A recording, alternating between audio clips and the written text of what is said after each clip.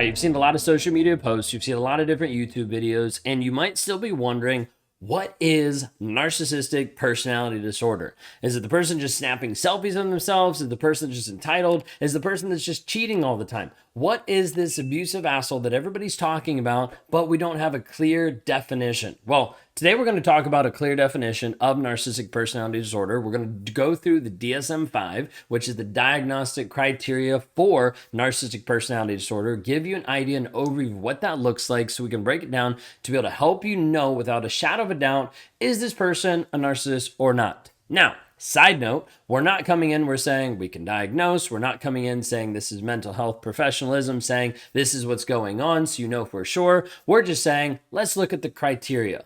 And if the criteria looks like it, it could possibly be. My thoughts on the matter is I'm not worried about the diagnosis. What we're worried about are the traits, the criteria that's actually happening. Does this person walk like a duck, look like a duck, poop like a duck, quack like a duck, swim like a duck? Maybe they're a duck, okay? I'm not saying they are, just they might be. Never know, we can't assume, but we could at least say it appears by the criteria and by the diagnostic pieces that are here that this person might be a duck. So we're trying to be able to build a case of what this might look like. Again, we're not diagnosing, we're just stepping in here to try to give an explanation so that you have a more well-rounded picture about narcissistic personality disorder. Because a lot of times people have wrong impressions. They think the person that's just full of themselves is a narcissist. That might be one aspect, but it's not a complete picture. They might think the person that's cheating on them is a narcissist. Well, just cheating alone isn't going to make you a narcissist. They might think they have a porn addiction. Well, just that addiction isn't going to say that that person's a narcissist. There are more things and varied nuances to it that actually makes up narcissistic personality disorder. Let's talk about that today so it makes more sense to you. So stick along. What resonates, what connects, leave a comment down below so we can know how to be able to help explain some of these better or be able to provide just more insight and opportunity for you to grow and heal inside the conversation of narcissistic personality disorder. So if we look at the DSM-5, the DSM-5 has been the diagnostic criteria for a while now. And how it breaks down is you've got 9 pieces of criteria. 9 different things that make up narcissistic personality disorder. And out of these 9 things, you have to have at least 5, okay, to be considered narcissistic or to be considered a narcissist. Again, we're not saying that's what they are. We're just giving descriptions. So how it breaks down, I'm going to read part of this here, but the DSM-5 talks about narcissistic personality disorder. It says the diagnostic criteria: a pervasive pattern of grandiosity in fantasy or behavior, need for admiration, lack of empathy, beginning in early adulthood and present in a variety of contexts, as indicated by 5 or more of the following. That's what we're going to step into. Number 1, has a grandiose sense of self-importance. The example is he exaggerates achievements, talent, expects to be recognized as superior without the commensurate achievements. So in this aspect, it's like, hey, I expect to be respected and I expect to look amazing and you to respect me for stuff that I have or that I haven't done. So narcissists might even be able to put this place of like, oh, you should respect me for something. And you're like, I did that. Be like, hey, do you like how well I cleaned the kitchen? And you're like, I cleaned the kitchen. What are you talking about? And he's like, no, I wiped off a counter, wiped off a speck, so that's me cleaning the kitchen. So you're going to see different pieces where there's a sense of self-importance. I'm more important than everybody else. Narcissists are very much self-absorbed, not self-loving, self-absorbed about their image, how they look, how they're coming across, the image that other people are having about them. So this piece of self-importance is massive, because they want to be looked at and seen as superior. This is where we get the God complex. This is where we also get like, oh, you should bow down to the king, right? Because what he says goes, what you say doesn't really matter. Second one is preoccupied with fantasies of unlimited success, power, brilliance, beauty, or ideal love. Now, I always gravitate to the ideal love because that was the one that attracted me the most. That was the piece that would pull me. I'm looking for the perfect partner, the perfect mate, the perfect person. It's not this person, so I'll go to the next person, and vice versa. It just kept happening because this ideal love piece I couldn't find. But you also have ideas of success, power, brilliance, this whole aspect of like, I want to be in charge and I want to be in control. I am the center of the universe. Everybody else should serve me, and I'm going to keep doing what I want to do. So there's different aspects that come into here, which is the fantasy world of dreaming, thinking of this is what I want for me. And it's not always in a healthy way. It's just in a selfish way, if that makes sense. Now, number 3 believes that he or she is special and unique and can only be understood by or should associate with other special or high status people or even institutions. Inside of this piece of the specialness, right? Like this is the aspect of like, I'm more important, yes, but then there's also an aspect of being like elite or like special of like, I can only connect with other people that are as good as me. Like, oh, you're less than me because you make less money. You're less than me because you don't do what I do. You're less than me, whatever it might be. It's almost kind of like this looking down, like looking down on the nose, like, oh yeah, you, I'm better than you, like that kind of thing, right? So there's this piece of like being special and, oh, I'm the only one.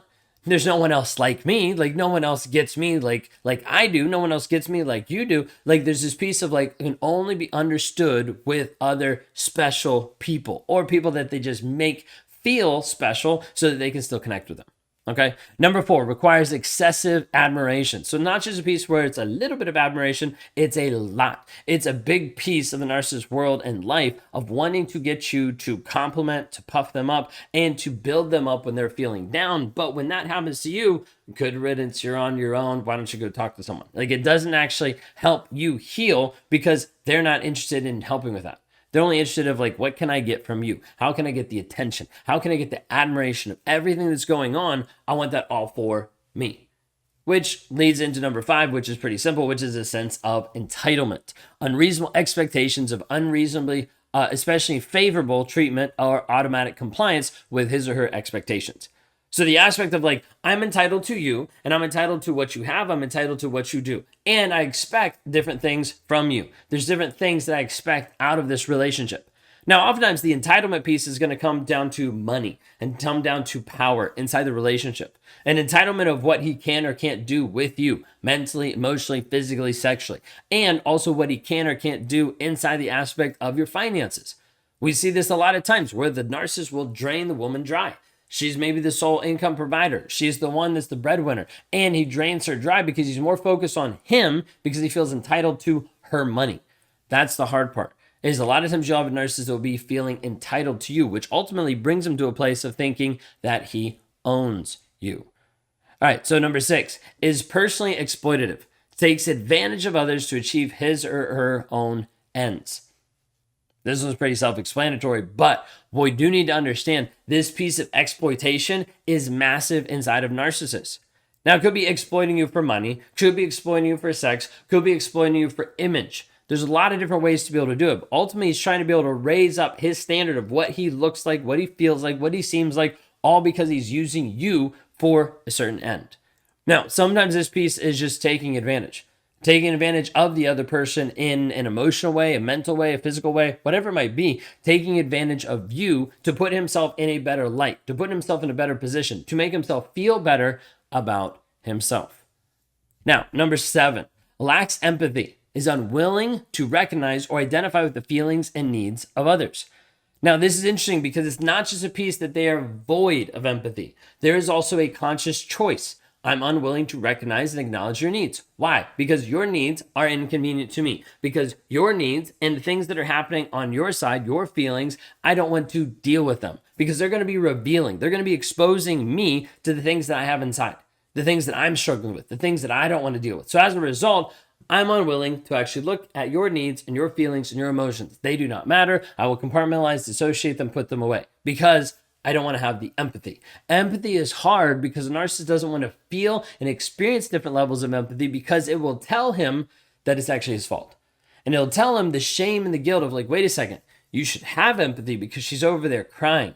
But you don't want to have empathy because in that moment, if you go over and comfort her, it actually proves that she's right. And that the reason why she's crying is because you messed something up. So as a result, the narcissist is like, I don't want to do this. I'm not going to have this happen. I am unwilling to recognize or identify with those feelings and needs of others. So he doesn't. He tries to run away from it. And then we get to the place of lack of empathy. All right, number 8 is often envious of others or believe that others are envious of him or her. Very simple concept, but the idea of everyone thinks that I'm the most amazing person. And as a result, they are envious of me.